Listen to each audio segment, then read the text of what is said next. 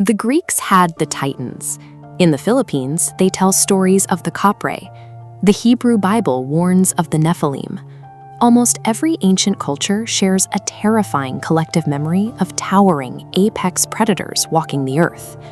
According to early theological consensus and ancient texts, the Great Flood was a targeted divine extermination event engineered specifically to wipe out these massive genetic anomalies. The accepted historical narrative tells us the waters eventually receded, the giant lineages were scrubbed from the gene pool entirely, and regular humanity inherited the planet. We comfortably classify these massive creatures as dead myths today. Yet, if you look closely at the physical ancient paper trail, you find an anomaly that contradicts this mass extinction. Right after the flood narratives conclude, the giants quietly reappear in the historical record. Look at these fragmented Dead Sea Scrolls.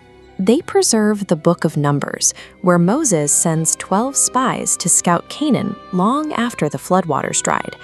They explicitly document encountering the Nephilim living right there in the land.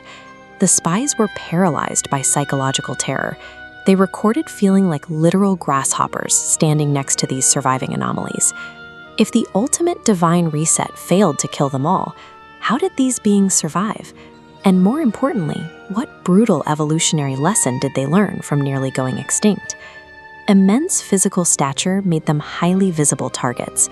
The surviving giants realized that their size was a massive vulnerability. They found a new survival blueprint in the Apkallu, the antediluvian sages of ancient Mesopotamia.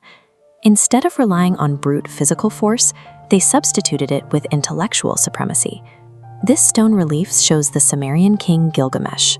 Legally documented as two-thirds god, he blends immense physical stature with absolute divine authority. Notice the animal tucked under his arm. By effortlessly restraining apex predators, they position themselves as masters of nature itself. This carving depicts the Apkallu, winged figures engaging in ritual instruction. These half-divine kings imparted forbidden knowledge, astronomy, weaponry, magic, establishing total societal control. The tools depicted here, pine cones and buckets, symbolize this active transfer of esoteric knowledge, proving their power transitioned to intellectual manipulation. The giants didn't die out. They successfully traded raw physical dominance for intellectual superiority, elevating themselves into untouchable, elite men of renown. This shift from physical monsters to human-like rulers is documented as a literal mixing of bloodlines. This is the Weld Blundell Prism, containing the Sumerian King List. It tracks an unbroken line of kingship and a significant biological change. The earliest kings were fully divine, but as they interbred with humans, the cuneiform ledger records a drastic mathematical reduction in reign lengths. This interbreeding did more than just shorten their lifespans. Ancient commentators noted that as the virility of the stock declined, their terrifying physical size began to diminish along with it. By sacrificing their monstrous scale through hybridization, they gained something far more valuable: the ability to hide in plain sight. The giant moved from the battlefield into the palace, ruling human civilization from within. This diluted but potent bloodline originates in the power centers of ancient Mesopotamia, but its survival depended on moving deeper into the shadows. Ancient records describe mystery religions that were ruled by secret councils. These councils operated as the hidden governing bodies behind the visible thrones, ensuring the bloodline's influence remained even when dynasties fell. These councils evolved into global oligarchies. They function as a hidden central node, dictating policy to visible political leaders who appear to be in charge, but who are actually dependent on the system the councils control. We can see this operational reach in modern geopolitics.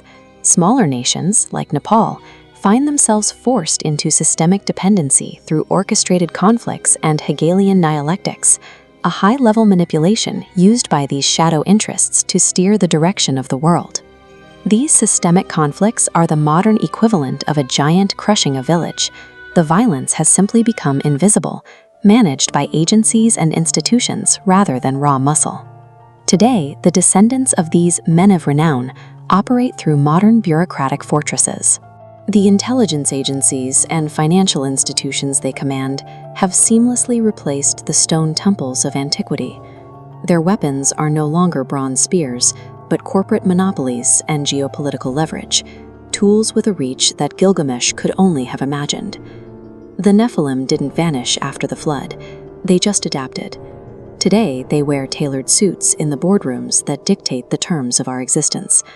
They evolved to look exactly like us,